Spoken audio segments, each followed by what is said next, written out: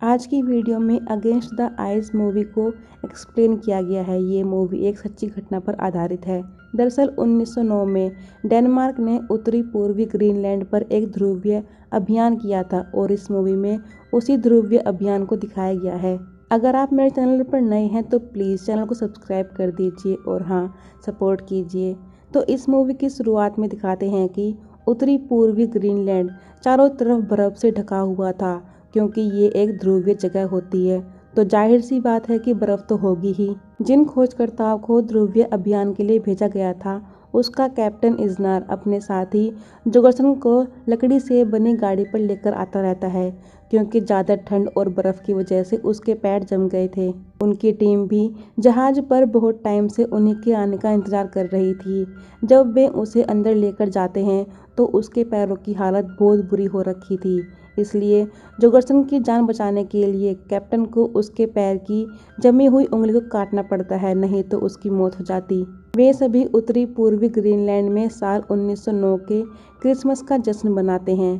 Captain इस जश्न को पिछले अभियान में मरने वाले साथियों को समर्पित करते हैं और उन साथियों को भी जो अभी उनके साथ अपने परिवार से दूर इस अभियान में आए थे।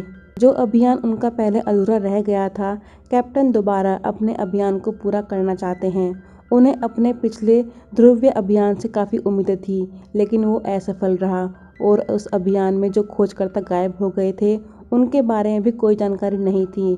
उनका कोई भी नामो निशान नहीं मिला था कि वे जिंदा हैं या नहीं। लेकिन कैप्टन को उनमें से गायब एक खोजकर्ता की डायरी मिली थी और उस डायरी में एक नक्शा भी होता है। ये नक्शा उस जगह पर बने कैन की लोकेशन दिखाता है जहां पर मिलियस एरिक्सन ने एक अनजान जगह खोज की थी और उसके रिकॉर्ड्स वहीं पर छुपाए गए थे। कैन एक पत्थरों का टीला होता है जो खोजकर्ता अपने लिए बनाते हैं ताकि वे उसमें रिकॉर्ड्स को छुपा सकें और कैप्टन उन रिकॉर्ड्स को ढूंढने के लिए दोबारा जाना चाहते हैं और इस बार वे आइस कैन से आगे जाएंगे क्योंकि वे रिकॉर्ड आइस कैन से आगे ही होते हैं। उन सभी को लग रहा था कि वे सब अब घर चले जाएंगे, लेकिन कैप्टन की ये बात सुन के सभी थोड़े मायूस हो जाते हैं। लेकिन उन सभी को यहाँ पर इसी अभियान के लिए भेजा गया था और अगर वे बिना सबूत लिए वापस चले गए तो ग्रीनलैंड की ज़मीन पर अमेरिकन अपना हक जताएंगे। क्योंकि जोगर्सन तो पूरी तरह ठीक नहीं होता तो कैप्टन उसे अपने साथ नहीं लेकर जा सकते और वे अकेले भी इस अभियान पर नहीं जा सकते। इसलिए वे उन सभी से पूछते हैं कि उनके साथ कौन जाएगा, लेकिन इस बारे में कोई भी कुछ नहीं बोलता क्योंकि वे कैप्टन के दोबारा अभियान पर जाने के लिए बिल्कुल भी खुश नहीं थे। लेकिन कैप्टन की बातों में उस जहाज़ का मैकेनिक आइवर दिलचस्पी लेता है। उसे लगता है कि ये सफ़र उसके लिए बहुत ज़्यादा रोमांचक होगा। दरअसल आइवर अपने कैप्टन का बहुत बड़ा फ़ैन होता है। इससे पहले जितने भी अभियान पर वे गए थे उसने उनके बारे में सब कुछ पढ़ रखा था। आइवर कैप्टन से कहता है कि अभी यहाँ पर उसका कोई भी काम नहीं है, इसलिए वो उनके साथ इस अभियान पर जाना चाहता है। लेकिन वो सिर्फ एक मैकेनिक था, उसे बंदूक चलानी आती थी और वो डॉग्स के साथ कैसे सवारी की जाती है उसे भी सीख रहा था। इसलिए वो कैप्टन के साथ इस अभियान में जाना चाह रहा था। लेकिन कैप्टन अभी आइवर को ले जाने के बारे में कुछ नहीं कहते। जब वो डॉग्स को नहीं संभाल पाता तो जोगर्सन उससे कहता है कि डॉग्स हमारे नौकर होते हैं और ये बात तुम हमेशा याद रखना। एक डॉग 100 पाउंड का वजन खींच सकता है और अगर वे ऐसा नहीं कर सकते तो वे डॉग उनके किसी काम के नहीं होते। इसके बाद कैप्टन अपने एक साथी से आइवर के बारे में पूछते हैं। वो उनसे कहता है कि आइवर एक मेहनती लड़का है और वो कभी भी हार नहीं मानता, इसलिए अगर कैप्टन चाहे तो उसे अपने साथ लेकर जा सकते हैं। जोगर्सन कैप्टन को समझाता है कि वे इस अभियान पर ना जाए क्योंकि आइवर को इन सब का कोई भी अनुभव नहीं होता और कैप्टन की भी उम्र हो चुकी थी। ऐसे में अगर वे जाते हैं तो -40 डिग्री सेल्सियस में उनके साथ कुछ भी हो सकता है। लेकिन कैप्टन अपना फैसला नहीं बदलते। उन्हें अपने अभियान को पूरा करने के लिए जाना ही होगा और उनकी कमेटी ने कहा था कि जुलाई में समुद्र खुल जाता है और उन्हें अगस्त में समुद्र जमने से पहले वापस जाना था। कैप्टन उससे कहता है कि अगर वे दोनों अगस्त में समुद्र जमने से पहले वापस नहीं आए तो वे सब उनके बिना यहाँ से चले जाएं और ये कैप्टन का ऑर्डर होता है। मार्च 1910 पहला दिन। कैप्टन और आइवर इस अभियान को पूरा करने के लिए निकलने वाले थे, लेकिन उससे पहले उनका एक साथी उन दोनों के साथ में एक पिक क्लिक करता है। कैप्टन उन सब से कहता है कि हम तुम सबसे अगस्त में मिलेंगे और ये कहकर वे दोनों निकल जाते हैं। आइवर अपने इस रोमांच से भरे अभियान के लिए बहुत खुश होता है और कैप्टन उसे अपने पीछे रहने के लिए कहते हैं। पूरे समुद्र के ऊपर बर्फ ही बर्फ जमी हुई थी। चारों तरफ बर्फ के बहुत बड़े बड़े टिल्ले बने हुए थे। थोड़ा आगे जाने के बाद उन दोनों को एक बर्फ से बने चट्टान के ऊपर चढ़ के जाना होता है। वे दोनों डॉग्स के सहारे अपनी लकड़ी से बनी गाड़ी और सामान को लेकर बर्फ की चट्टान पर चढ़ जाते हैं। लेकिन ये सब इतना आसान भी नहीं होता, क्योंकि उन्हें अपनी पूरी जान लगा के सामान से लदी हुई गाड़ी को ऊपर खींचना पड़ता है। वहाँ का नज़ारा देखकर आइवर को लग रहा था कि जैसे वे चांद पर पहुँच गए हो। कैप्टन उससे कहता है कि हमें अपने काम पर ध्यान देना चाहिए। उन्हें वहाँ पर रात हो जाती है और पूरी रात वे टेंट में गुजारते हैं। रात में आइवर कैप्टन के डेनमार्क के ध्रुवीय अभियान का आर्टिकल पढ़ता रहता है। उनके पास उस समय एक कार भी थी जिसके बारे में आर्टिकल में लिखा हुआ था। अब उनके अभियान का 26वां दिन होता है। उन्हें दूर दूर तक कुछ भी दिखाई नहीं दे रहा था और वे दोनों आगे बढ़ते ही जा रहे थे। वो जगह ऐसी होती है जहाँ पर कोई भी आसानी से खो सकता है, लेकिन उनके पास वहाँ का नक्शा होता है। और वो जितना आगे बढ़ रहे थे मौसम भी उतना ही खराब हो रहा था। बर्फ़ की हवाएं चलना शुरू हो जाती है, इसलिए उन्हें वहीं रुकना पड़ता है। हवाएं भी बहुत तेज चलना शुरू हो गई थी। बड़ी मुश्किल से वे दोनों टेंट को लगा पाते हैं। आइवर कैप्टन से डेनमार्क के अभियान के बारे में पूछता है कि आखिर उसमें क्या हुआ था। कैप्टन उससे कहता है कि कभी कभी ज़्यादा सोचना भी बेकार होता है। वो उसका बहुत अच्छा दोस्त और एक बेहतरीन खोज करता था, लेकिन वो अपनी हद भूल गया था। उन्हें सिर्फ एक बॉडी मिली थी और बाकी के दो खोजकर्ता कहीं भी नहीं मिले थे। शायद वे बर्फ में कहीं खो गए थे। उन्हें उन दोनों के बारे में कुछ पता नहीं चला था। कैप्टन को ये डायरी भी उसी खोजकर्ता के हाथ में मिली थी जिसकी बॉडी को उन्होंने ढूंढा था। वो आइवर से कहते हैं कि उन्हें कभी हिम्मत नहीं हारनी चाहिए और अपने ऊपर पूरा भरोसा रखना चाहिए। अगली सुबह कैप्टन एक बर्तन में बर्फ के पानी को अपनी लकड़ी से बनी गाड़ी के निचले हिस्सों पर डालता है, जिससे वे बहुत तेजी से आगे बढ़ सकती हैं। क्योंकि वो हल्का गर्म पानी होता है, लकड़ी की सतह पर डालने पर उस पर एक पतली सी बर्फ की लेयर ही बचती है, जिस वजह से उनकी गाड़ी को डॉग्स आसानी से तेज रफ्तार से भगा सकते हैं। और ऐसा ही होता है।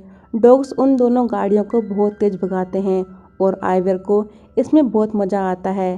कैप्टन आइवर को अपनी स्पीड कम करने के लिए कहता है, क्योंकि उनके डॉग्स को मिट्टी की खुशबू आ रही थी। लेकिन आइवर उन डॉग्स को कंट्रोल नहीं कर पाता और वो अपनी गाड़ी से नीचे भी गिर जाता है। डॉग्स आगे की तरफ भागते ही रहते हैं। आगे जाकर उसकी गाड़ी बर्फ के निचले हिस्से पर गिर जाती है।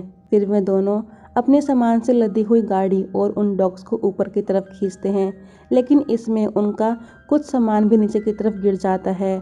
आइवर का एक डॉग, जो कि उसका दोस्त होता है, वो भी नीचे ही रह गया था। जब आइवर उसे ऊपर की तरफ खींचता है तो रस्सी बीच में से टूट जाती है और वो डॉग नीचे गिर जाता है। आइवर के हिसाब से उसकी गाड़ी से 2 हफ्ते तक का डॉग्स का खाने पीने का सामान, चाय पत्ती और एक कैन पैराफिन नीचे गिर गई थी। कैप्टन उसके ऊपर गुस्सा करते हैं, क्योंकि ये सारा सामान डॉग को बचाने के चक्कर में गिरा था। कैप्टन को उम्मीद होती है कि वे इस आइस कैन को कल तक पार कर लेंगे। अगली सुबह वे दोनों फिर से आगे बढ़ना शुरू हो जाते हैं। वे इस आइस कैन को पार भी कर लेते हैं। अब उनका इस अभियान का 48वां दिन होता है।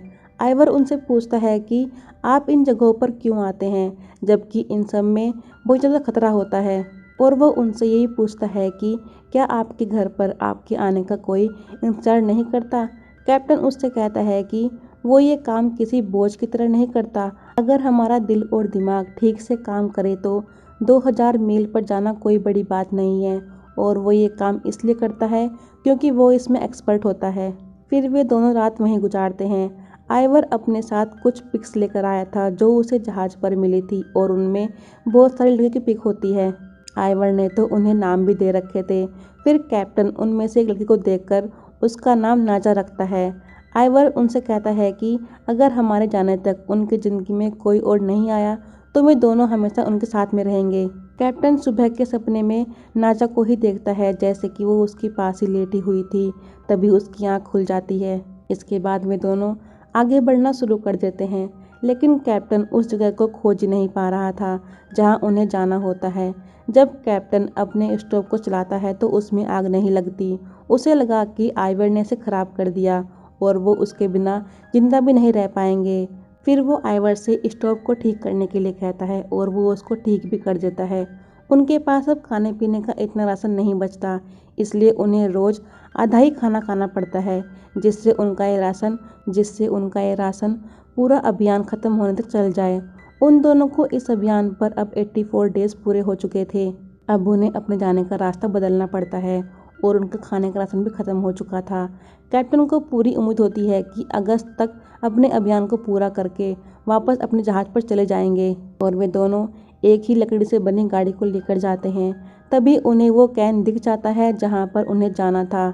जब वे उस कैन के पास जाते हैं तो वहाँ पर उन्हें कुछ पड़ा हुआ सामान मिलता है और ये सामान उन्हीं खोजकर्ताओं का होता है जो यहाँ पर पहले आए थे। उन्हें उस कैन में से खोजकर्ताओं द्वारा छोड़े गए रिकॉर्ड और उनके लेटर भी मिलते हैं। यहाँ पहुँचने के बाद उनका भी खाना ऐसे ही खत्म हो गया था, इसलिए वे समुद्र के रास्ते गए थे जहाँ उन्हें इतना खाना मिल सकता था कि वे अपने जहाज पर वापस जा सकते हैं। और ये लेटर 8 अगस्त 1907 में डेनमार्क अभियान के लीडर मिलियस एरिक्सन ने छोड़ा था। उनकी खोज में पेरिचैनल नाम की कोई भी जगह नहीं होती जिस पर अमेरिकन अपना दावा कर रहे थे, इसलिए यहाँ पर उनका यह अभियान खत्म हो गया था और उन्हें सितंबर तक वापस अपने जहाज पर जाना था। वे दोनों काफ़ी खुश होते हैं। जिन सबूत को लेने में इतनी दूर आए थे, आखिर वो उन्हें मिल ही गए थे। उन दोनों को पूरी उम्मीद होती है कि वे इस अभियान को पूरा करके जल्दी ही जहाज पर समय से पहुंच जाएंगे। उन्हें आगे बढ़ते हुए अब 132 दिन पूरे हो चुके थे और उनका एक डॉग भी मर जाता है। आइवर्सन उसे काट के उसमें से उसका लीवर निकालता है, लेकिन वो खाने लायक भी नहीं हो सकता, इसलिए वे उसे खाने का रिस्क नहीं ले सकते। कैप्टन के पास इसका भी इलाज होता है। उसके गले में एक चांदी की चैन थी और उसके लॉकेट में नाजक की तस्वीर लगी हुई थी। फिर उस चैन को पानी में डालते हैं और उसमें लीवर को पकाते हैं। उस चैन का रंग हरा नहीं होता, इसलिए उन्हें लगा कि वो लीवर जहरीला नहीं है और वे उसे खा लेते हैं और उसे खाते ही उन दोनों को वॉमिटिंग हो जाती है। वे अपने सफ़र को जारी रखते हुए आगे बढ़ते हैं और थक हार के रुक भी जाते हैं। जब आइवर बंदूक लेकर शिकार को मारने जाता है, तभी उसे डॉग्स के भौंकने की आवाज़ आती है और गोली चलने की भी आवाज़ आती है। आइवर भागता हुआ वापस जाता है। वो देखता है कि एक जंगली बेर ने उन दोनों डॉग्स को मार दिया था और वो कैप्टन के ऊपर भी हमला कर रहा था। तभी आइवर उस बियर में गोली मार देता है और वो कैप्टन के ऊपर ही गिर जाता है, जिस वजह से वे दोनों ही पानी के अंदर गिर जाते हैं। तभी आइवर कैप्टन को उसमें बंधी हुई रस्सी से ऊपर खींचता है। उन्हें रात वहीं गुजारनी पड़ती है और अब उनके पास एक ही डॉग बचता है। कैप्टन की हालत भी थोड़ी ठीक होती है। रात में वो डॉग भी मर जाता है। अगली सुबह कैप्टन उस गाड़ी में आग लगा देते हैं जिससे वे अपने सामान को लेकर जा रहे थे और वो ये इसलिए कर रहे थे क्योंकि उनके डॉग्स तो मर चुके थे और अभी जहाज पर पहुंचने के लिए उन्हें 200 मील की दूरी तय करनी थी, इसलिए वे अपने साथ वही सामान लेकर जाएंगे जो उनके लिए ज़रूरी होता है। उन्हें इस अभियान पर 164 डेज पूरे हो चुके थे। वे दोनों ज़रूरी सामान को लेकर आगे बढ़ते रहते हैं। समय से पहुंचने के लिए उन्हें घूमकर जाना पड़ता है। आइवर को लग रहा था कि शायद वे समय से नहीं पहुंच पाएंगे, इसलिए वे दोनों एक कैन बनाते हैं और उसमें उन सबूतों को रख देते हैं जो उन्हें मिले थे। कैप्टन को अब भी उम्मीद होती है कि वे टाइम से पहुंच जाएंगे और वे वही रास्ता चुनते हैं जो मिलियस एरिक्सन ने चुना था। वे उस जगह पर पहुंच जाते हैं जहां पर उनका जहाज़ था, लेकिन वहां पर अब कोई भी जहाज़ नहीं होता। उनके साथियों ने जहाज़ के सामान से 2 झोपड़ी बनाई थी। शायद उन्हें पूरी उम्मीद थी कि वे दोनों अपने अभियान को पूरा करके वापस ज़रूर आएंगे, लेकिन वहां पर उनका कोई भी साथी नहीं होता क्योंकि वे सब चले गए थे। उधर डेनमार्क में वे सब अपने ऑफिसर्स को बताते हैं कि भारी बर्फबारी की वजह से उनके जहाज़ के टुकड़े हो गए थे, इसलिए उन सबको वहां से निकलना पड़ा, लेकिन उन्होंने वहां पर पूरे 1 साल का राशन छोड़ दिया था। उनके सीनियर कहते हैं कि आप सब यही चाहते हैं ना, उन्हें वापस लाने के लिए एक टीम को उनके पास भेजा जाए ताकि उन्हें वापस ला सकें।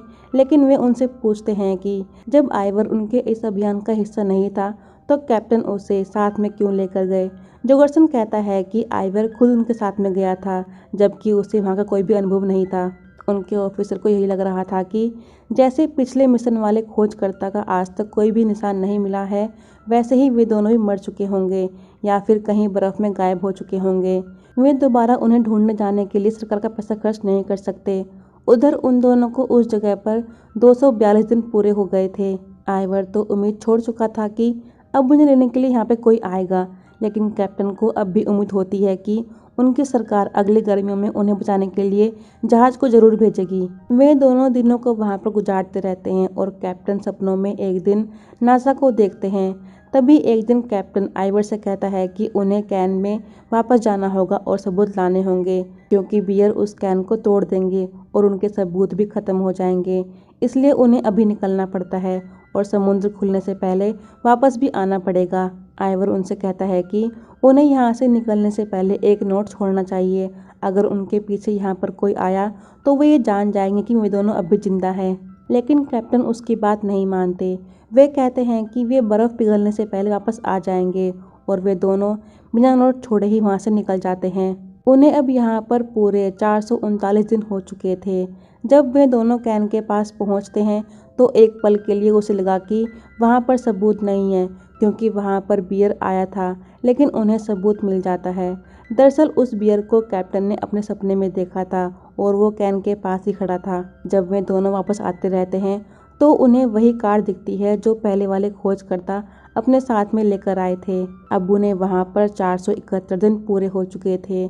जब वे दोनों वापस झोपड़ी में पहुँचते हैं तो उनके पीछे उन्हें ढूंढने के लिए एक रेस्क्यू टीम आई थी। उन्होंने उनके लिए नोट भी छोड़ा था, लेकिन वे वहाँ से चले गए थे। अब आइवर कैप्टन के ऊपर गुस्सा करता है कि अगर वे पहले ही नोट छोड़ देते तो शायद उनकी टीम उनके आने तक इंतजार कर लेती, और ये नोट 30 जुलाई 1911 को छोड़ा गया था। और कैप्टन गुस्से में अपनी बची हुई गाड़ी को भी तोड़ देता है। उधर जोगर्सन मिनिस्टर से बात करता है कि जब उन्होंने वहां पर मछुआरों को भेजा था तो उन्हें यही लग रहा था कि उस झोपड़ी में जरूर कोई रह रहा था और वे कैप्टन और आइवर हो सकते हैं, लेकिन मिनिस्टर उसकी बात पर यकीन नहीं करता। जोगर्सन उन्हें समझाता है कि उनके पास सबूत जरूर होंगे और उन्हें जल्द ही लाना होगा, क्योंकि वे और एक साल तक जिंदा नहीं रह पाएंगे और हो सकता है कि उनके हाथों से ग्रीनलैंड भी चला जाए। उधर उस कैबिन में वे दोनों एक साथ दूसरा क्रिसमस सेलिब्रेट करते हैं और इससे पहले उन्होंने जहाज पर क्रिसमस सेलिब्रेट किया था, मतलब ये उनका तीसरा क्रिसमस होता है। अब उन्हें वहाँ पर पूरे 793 दिन हो चुके थे। वे अपने दिन किसी तरह गुजारते ही रहते हैं। एक दिन कैप्टन को एक पैराशूट दिखाई देता है। जब वो उसके पास जाता है तो उसमें उसे नाया दिखाई देती है। नाजा का दिखना कैप्टन का बस एक भ्रम या सपना होता है। उसे लग रहा था कि नाजा सच में उसे लेने के लिए यहाँ पर आई है और वो बस नाया को ही इमेजिन कर रहा था। एक दिन आइवर देखता है कि कैप्टन की गर्दन में एक बहुत बड़ा गोल सा कुछ बन गया था और उसमें उन्हें इचिंग भी हो रही थी, लेकिन वे उस पर ध्यान नहीं देते और कैप्टन नाजा को इमेजिन करके उससे बातें करने लग जाता है। कैप्टन को देखकर ऐसा लग रहा था कि जैसे उन्हें सदमा लगा हो कि वे यहाँ से कभी नहीं निकल पाएंगे। एक दिन आइवर भी अपने ग्रैंडफादर को देखता है, लेकिन बाद में वे उसको नहीं दिखाई देते। वो कैप्टन से कहता है कि उसने अपने ग्रैंडफादर को देखा था, हो सकता है शायद वे मर चुके हों। कैप्टन उससे कहता है कि ऐसा नहीं हो सकता, अगर वे तुम्हें दिखाई दिए हैं तो इसका मतलब ये नहीं कि वे मर चुके हैं। जहाज के आने का इंतजार देखते देखते वे दोनों अब थक चुके थे। उनकी हालत भी खराब होने लगी थी।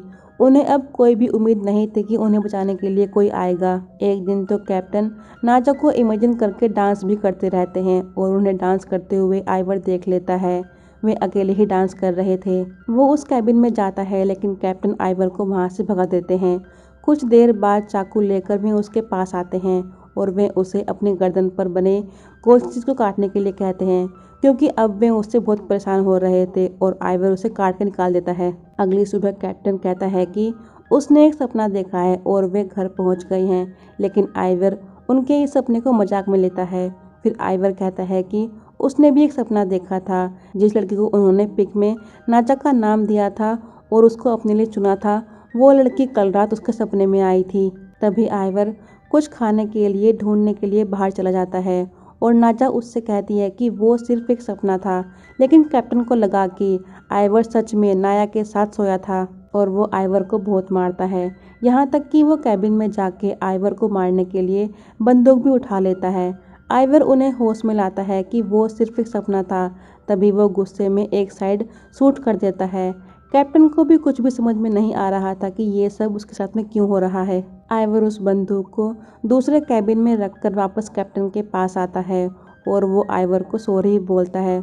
उनके पास खाने पीने का सारा सामान खत्म हो चुका था और अब उनके पास एक ही गोली बचती है। तभी वे दोनों किसी की आवाज़ सुनते हैं।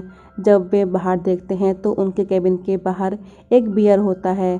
तभी वे दोनों शोर मचाते हैं और बियर उनकी आवाज़ से चला जाता है। अब उन्हें यहाँ पर 865 दिन पूरे हो चुके थे। वे फिर से किसी के आने की आहट सुनते हैं।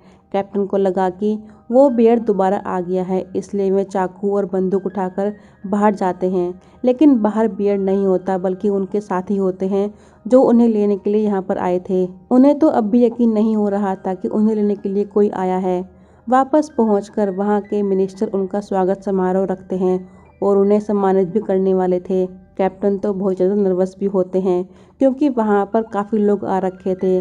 कैप्टन आइवर से कहता है कि तुम उसके लिए बहुत लकी हो, अगर वो नहीं होता तो आज वे यहाँ पर नहीं खड़े होते। उनके लाए हुए सबूत से अमेरिका भी ये मान गया था कि पेड़ चैनल का कोई भी द्वीप नहीं है बल्कि वो ग्रीनलैंड का ही हिस्सा है। तभी कैप्टन नाजा को देखते हैं और वो सच में वहाँ पर आई थी। फिर वो दोनों एक दूसरे को हक करते हैं। इसके बाद मिनिस्टर उन दोनों को सम्मानित करने के लिए बुलाते हैं और सभी उनके लिए काफ़ी खुश भी होते हैं।